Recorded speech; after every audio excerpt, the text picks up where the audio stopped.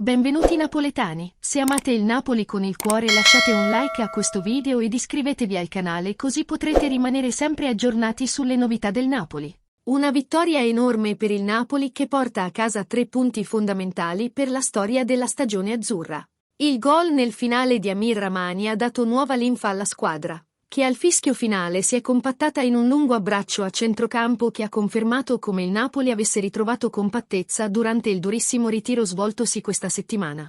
Nel post partita Filippo Inzaghi, allenatore della Salernitana, ha commentato la sconfitta dei ragazzi.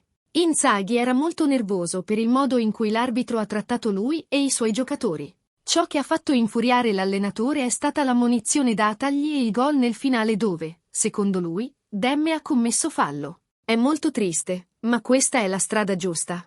Siamo sempre penalizzati. Dobbiamo avere rispetto per la Salernitana. Sono stato avvisato e non mi ha nemmeno permesso parlare. Non ci lamenteremo più, ma spero che le foto si vedano. Meritiamo di perdere le partite in modo giusto e non così. C'è un episodio che non ti rende felice oggi? Il rigore è un rigore del VAR, giusto? Così come è un fallo del VAR il fallo di Demme. Se fosse intervenuto la prima volta, avrebbe dovuto intervenire anche sul 2-1.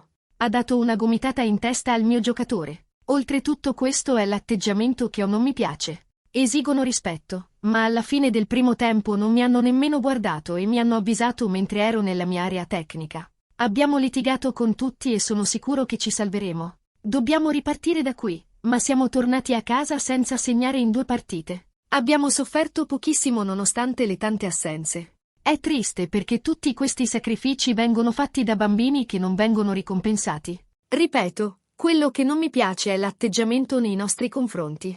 Sono sicuro che la situazione cambierà e i nostri tifosi ci daranno un grande aiuto nel prossimo futuro. Ora devo togliermelo dallo stomaco. Secondo te? Sei d'accordo con Inzaghi? Oppure no? Lascia il tuo commento al video e iscriviti al canale. Forza Napoli!